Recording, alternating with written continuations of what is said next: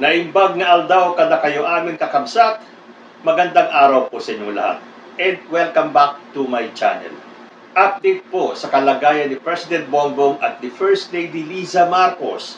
Sabi po dito sa balita, President Marcos and First Lady Liza Marcos are feeling better but still have flu-like symptoms. Sabi po yan ng PCO o yung Presidential Communications Office. The President and the First Lady continue to experience flu-like symptoms, but their condition has shown notable improvements.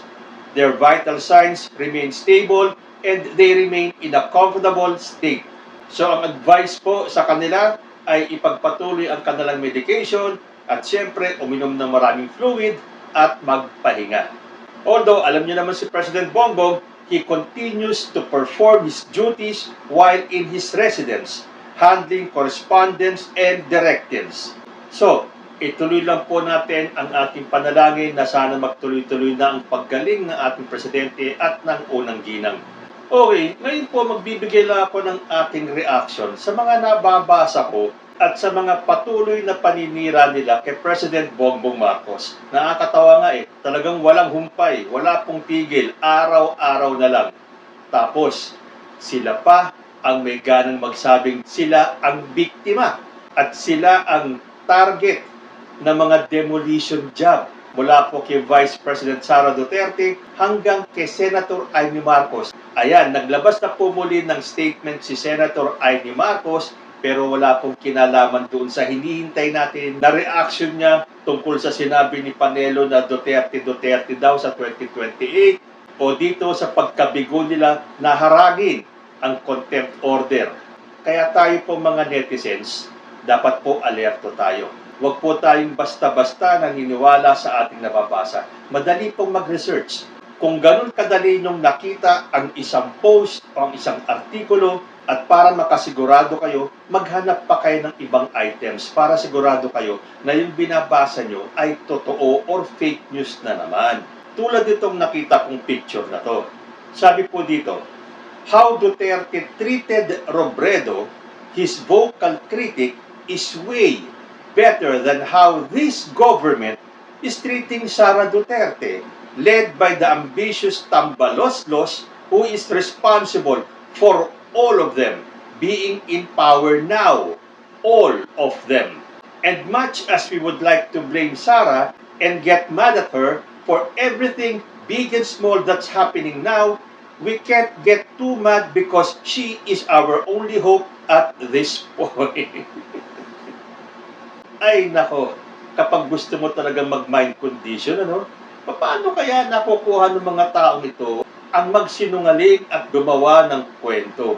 Kahit na alam naman nila, nakukunti lang ang mapapaniwala nila tulad po nito. Sabi dito, kung gaano tratuhin ni Duterte si Robredo, ang kanyang vocal critic is way better than how this government is treating Sara Duterte.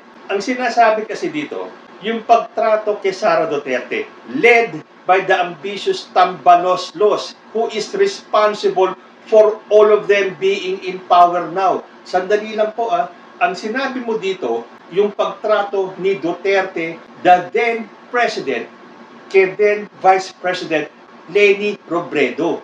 Sino ba ang presidente ngayon? Si Tambaloslos bang tinatawag ninyo? I'm sure ang ibig nyo sabihin ay si Martin Romualdez. Si Martin Romualdez ba ang presidente? Dapat ang ikumpara mo kung paano tratuhin ni President Bongbong Marcos si Vice President Sara Duterte. Dahil dapat ang comparison mo, President to Vice President, then and now. Paano nila tratuhin ang kanilang Vice President? Yes, totoo yan. Nung time ni President Duterte, talagang kahit na anong banat sa kanya ni Leni Robredo, andun pa rin ang paggalang ni Duterte. Although ang kaibahan nila, si Duterte pinapatalsik sa pwesto sa kanyang gabinete si Leni Robredo. Ginawa ba yan ni President Bongbong Marcos ngayon? Kahit na ang daming humihiling na dapat daw magbitiw na sa pwesto bilang DepEd Secretary si Vice President Sara Duterte. Maglalabas kayo ng balita, mali naman ang comparison. Kahit na Ang daming lumalabas na kapalpakan daw kasi hindi pa naman talaga na co-confirm yung sinasabi nilang kapalpakan ni Vice President sa DepEd.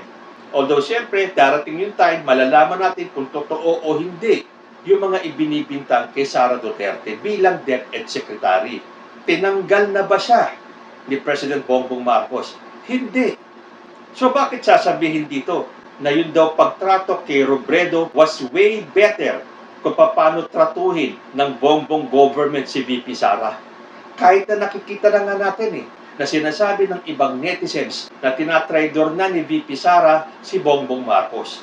Tulad nung paglabas ng statement ni VP Sara tungkol sa kanyang pagtatanggol kay Kibuloy. Pati yung pagpunta ni VP Sara na nung time na yon ay ginawa pang caretaker ni President Bongbong Marcos nung si PBBM ay nagpunta sa abroad. Pero saan natin nakita si VP Sara? Doon sa pro-Kibuloy rally. Prayer rally daw yun na imbis na prayer rally ay naging anti-Marcos rally. Puro murahan, puro mga speeches na pinabababa si President Bongbong Marcos sa pwesto. Mga speaker na pinagre-resign si PBBM. Huwag niyong sabihin na hindi alam ni VP Sara na yung rally na yun ay siguradong anti-Marcos. Pero may narinig ba tayo kay President Bongbong Marcos? Nakabalik at nakabalik si PBBM mula sa kanyang mga state visits sa ibang bansa. Kinumpronta ba niya si VP Sara? Hindi. Tinanong ba niya kung bakit nandun sa rally si VP Sara? Na kung tutuusin dapat during that time na nung wala si PBBM ay caretaker siya ng bansa at hindi caretaker ni Kibuloy. Tapos sasabihin ninyo na ang pagtrato ni Duterte kay Robredo was way better kung paano tratuhin ni President Bongbong si VP Sara? May maniniwala ba sa inyo? Kahit na harap-harapan ng minumura ng mag-amang Duterte si President Bongbong Marcos. Pinagtanggol ba ni VP Sara si President Bongbong sa kanyang tatay at kapatid? Wala akong narinig na pinagtanggol pa ni VP Sara si President Bongbong. Basta ang sinabi niya, hindi pa daw niya nakakausap ang tatay niya at ang kanyang kapatid tungkol sa mga binitawan nilang salita. May nabalitaan ba tayo na kinastigo ni President Bongbong Marcos si VP Sara? Pag nagkikita sila, andun pa rin yung dating pakikitungo ni President Bongbong Marcos kay VP Sara. So itong nag-post ito, sorry walang maniniwala sa'yo. Pero kung ang ibig mong sabihin ay ang trato ni Romualdez kay VP Sara, that is another story. Romualdez is not the President of the Philippines. At sabi nga ng iba sino ba ang nag-umpisa ng alitan ni VP Sara at ni Martin Romualdez? Sino ang unang tumawag ng tambaloslos? Hindi ba si VP Sara? Pansinin nyo, mula nun, hindi na naputol ang hidwaan ng dalawang yan. Bakit nyo isasama si President Bongbong Marcos? Itong nag-post nito, gustong guluhin. Akala niya, hindi natin maiintindihan ang ibig sabihin nito. Kung ang sinasabi mo ay iba ang trato ni Romualdez kay VP Sara, wala na akong pakialam doon. Hindi naman presidente si Martin Romualdez Dapat ang ilabas mo dito kung paano tratuhin ni President Bongbong Marcos si VP Sara kahit na nagpapakita na si VP Sara ng mga taliwas na pag-uugali na dapat ay hindi ginagawa dahil siya ay miyembro ng gabinete ni President Bongbong Marcos. Okay, kung siya ay Vice President lang, okay lang. Mag-alala ni Robredo siya. Mag-criticize siya ng gobyerno. Fine with us. Kung gusto nilang maging Duterte and Robredo na kind of leadership ng panahon nila, di bahala siya. Pero hanggang ngayon, tikong pa rin naman ang bibig ni Sara Duterte. Ang sinasabi pa nga niya, lumalakas daw yung black propaganda laban sa kanya at doon sa kanyang ahensyang pinamumunuan. Sabi niya, the slander against me is becoming more intense, outrageous, and desperate. These are all part of an organized demolition job which aims to destroy my integrity and create an image where I am corrupt, a traitor, and a warlord. Kaya lang, paano naman natin hindi pagdududahan itong galawan ni Vice President Sara Duterte? Ito, sinabi nga niya, yun daw demolition job ay para sirain ang kanyang integridad at magpakita ng imahe na si VP Sara ay corrupt, abusive, traidor at isang warlord. Pero yung ginawa mong pagtatanggol kay Kibuloy, na hindi dapat naging neutral ka lang, dapat walang bias.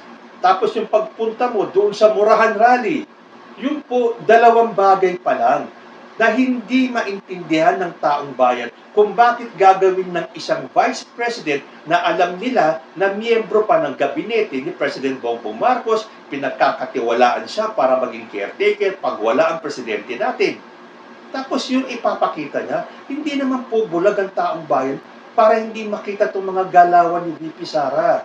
Ako nga nalulungkot dahil lagi kong sinasabi dito, hanggat hindi ko naririnig si Vice President Sara Duterte na diretsa niyang babatikusin si President Bongbong Marcos. At kapag siya ay nag-resign at maging kritiko na lang ni PBBM o siya ay talagang bitawan na ni President Bongbong Marcos at patalsikin bilang DepEd Secretary, yun siguro. Kahit na talagang kung mababasa nyo ang mga comments sa mga videos ko, talagang 90% na mga komento ayaw na kay VP Sara. Ni ayaw na nga nilang bigyan ng chance. Dahil ako, sinasabi ko pa na malayo pa ang 2028 at marami pang pwedeng mangyari. Pero most of the comments na natatanggap ko, talagang wala na daw silang tiwala kay VP Sara. Dahil sabi sa inyo, mabigat po talaga yung makita mo yung pinagkakatiwalaan ni President Bongbong Marcos na kanyang VP at gawing caretaker ng bansa habang wala siya, ay makikita mo sa isang rally na ang kanilang pakay ay pabagsakin si President Bongbong Marcos. May narinig ba tayong paliwanag ni VP Sara kung bakit nandun siya? Okay lang sana kung talagang yun ay isang prayer rally. Mas marami pa yung murahan kaysa sa kanilang pagdarasal. So maaalis ba natin sa taong bayan na magduda sa galawan ni VP Sara? So ako, kahit nasabihin ko maghihintay muna ako hanggang 2028 at baka magbago pa, pero karamihan po talaga sa mga nagko-comment sa akin ay wala ng tiwala kay Vice President Sara Duterte, which is nakakalungkot po talaga. Parang po konti na lang kami na umaasa sa unity. Although, sinabi ko naman sa inyo, nung huling video ko, nung tinanong ako kung ako ba ay pro Sara Duterte pa rin, hindi ba ang sagot ko, I am neither pro nor anti. Nasa gitna na lang po ako. Kasi kung nung una, madali pang ipagtanggol si VP Sara, ngayon medyo nahihirapan ako ipagtanggol. Dahil nga sa nakikita natin. Tapos maglalabas siya ng statement na mayroong black propaganda para siya ay siraan. Hindi naman bulag ang taong bayan. Nakikita natin ang ginagawa niya. So talaga pong hindi natin masisisi ang karamihan sa kanyang mga supporters na mag-iba ng pananaw. Ganyan din po si Senator Amy Marcos. Pareho sila halos ng script ni VP Sara. Hindi ba naghihintay tayo ng paliwanag ni Amy Marcos tungkol doon sa pro-Kibuloy rally, kung ano ang reaksyon niya sa sinabi ni Panelo na sa 2028 daw ay Duterte tandem, na inilaglag ni Panelo si Amy Marcos, na sinasabi ni Panelo na parang salingkit lang si Amy Marcos sa Duterte, na hindi welcome si Amy Marcos sa Duterte, na kung iintindi mo yung salita ni Panelo, parang pinagsisiksikan lang ni Amy Marcos yung sarili niya sa pamilya Duterte. Pero ano ang naririnig natin na mga pangangatwiran ni Amy Marcos? Ay, naiintindihan ko sila kasi ganito, kasi ganyan Ikaw ba naman na magganto ganyan Hindi ba? Harap-harapan ng minura yung kanyang kapatid na presidente natin. Pero, sino pinagtanggol niya? Si Basti Duterte. Naiintindihan daw niya ang kalagayan ni Basti Duterte. Ang tanong, naiintindihan mo ba ang kalagayan ng kapatid mo na si President Bongbong Marcos? Ano ang sinabi ni Amy Marcos? Sabi po niya, ang laki-laki ng budget nila. Pati sa akin, alam ko ang budget sa akin. Nasa 25 million daw yung pagbili ng mga Facebook ads, YouTube, at kung ano-ano pang video tutol sa akin. Pero yung overall daw, nasa 400 million sa paninira sa ating lahat. Ngayon, yung sa Duterte at kay Pastor, malamang mas malaki pa. Himayin po natin itong sinabi ni Senator Amy Marcos. Sabi niya, ang laki-laki ng budget nila. Pati sa akin, alam ko ang budget sa akin. Nasa 25 million daw. So, walang confirmation.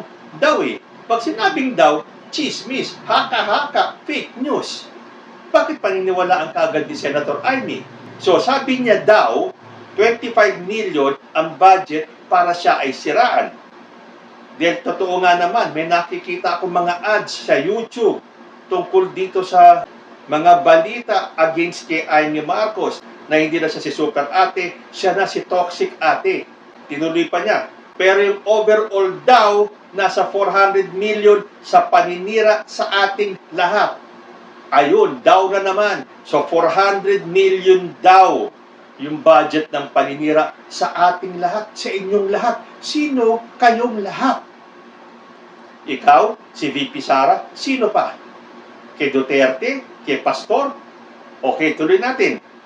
Ngayon, yung sa Duterte at kay Pastor, malamang mas malaki pa. Teka muna.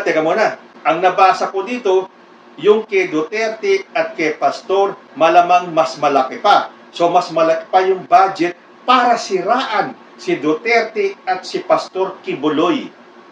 Nasaan ang pangalan ni President Bongbong Marcos? Kung kayo ay nakakatanggap ng paninira, doble, triple ang paninirang ginagawa kay President Bongbong Marcos. Pero ang concern mo dito ay ang paninira kay Duterte at kay Pastor na mas malaki pa ang budget. Eh magkano kaya ang budget para siraan si President Bongbong Marcos? Kitang-kita naman, Senator Amy. Kaya ka sinisiraan dahil nakikita ng taong bayan ang galawan mo. Hindi ka basta-basta sisiraan kung walang nakikita sa'yo. Kapatid ka ni President Bongbong Marcos. Kaming mga Marcos loyalist. Mahal namin ang buong Marcos family. Kasama ka doon. Pero ano ang nangyari? Unti-unting nabawasan ang paghanga namin sa iyo nang dahil sa kagagawan mo. Hindi dahil sa may budget para siraan ka. Hindi kailangan ng malaking budget. Kahit nga walang budget hindi ka masisira dahil ikaw mismo ang sumisira sa sarili mo. Napakasakit pong tanggapin ang katotohanan, Senator Amy. Mahal ka ng Marcos loyalist. Mahal namin lahat ng miyembro mula kay Apo Lakay, kay Unang Ginang Imelda Marcos, sa kanilang mga anak. Kayo yun. Pero ano ang nakikita namin? Ikaw mismo ang humiwalay kay President Bongbong Marcos. Mula umpisa ng panunungkulan ni President Bongbong Marcos, bihira namin marinig na ikaw ay umaayon sa polisiya ni President Bongbong Marcos. So ano itong sasabihin mong may budget para siraan ka? Hindi na kailangan maglagay ng budget. Alam mo yung budget na yan, napupunta na lang dun sa bulsa ng mga taong gumagawa ng pagsira sa'yo. Pero in reality, hindi ka na kailangan siraan kasi nasira ka na. Nakita niyo yung bandang huli sinabi niya? Ngayon, yung sa Duterte at kay Pastor, malamang mas malaki pa. So, ang pagtatanggol niya, na kay Duterte pa rin, na kay Kibuloy pa rin. Kailan mo pagtatanggol si President Bongbong Marcos?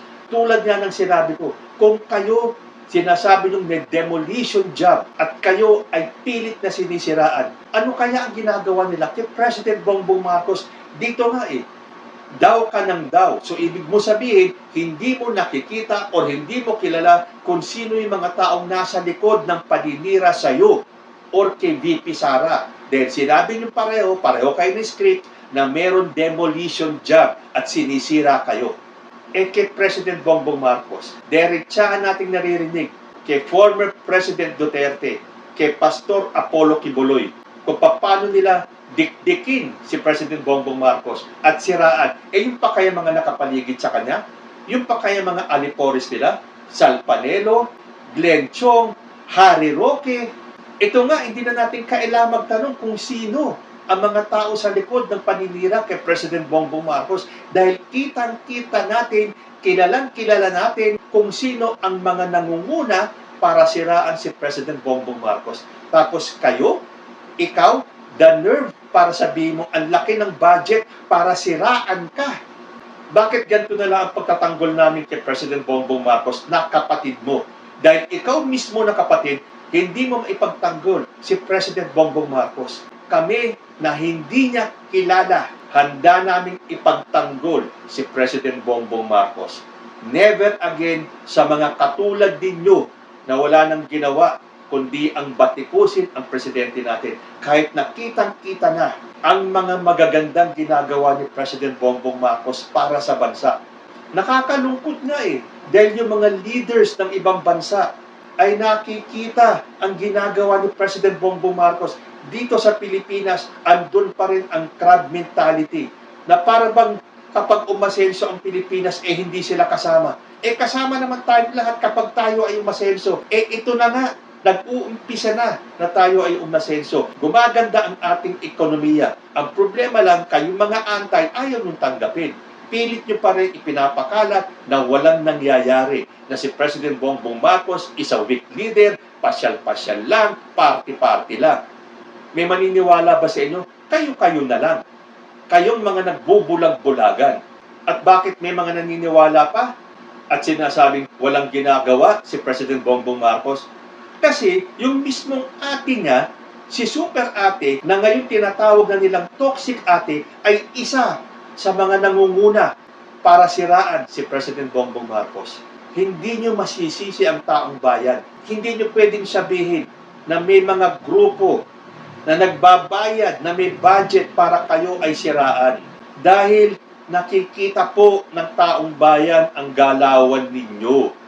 Hindi naman kami tanga, hindi kami bulag para hindi makita ang ginagawa ninyo sa ating Presidenteng Bongbong Marcos. So kung hindi nyo kayang ipagtanggol, lalo ka na at kapatid ka, kami po, handa namin ipagtanggol ang Presidente ng Pilipinas na si Bongbong Marcos. So kung ito mga anti-Marcos ay hindi titigil ng paninira kay President Bongbong Marcos, hindi rin po kami titigil para ipagtanggol namin ang taong iniluklok ng Diyos para iangat ang Pilipinas sa pagkakalugmok ito. Kayo po, ano ang masasabi ninyo? Comment lang po down below at magkita-kita po muli tayo sa susunod na Usapang Tito Man. Diyos ti Agnina. Peace.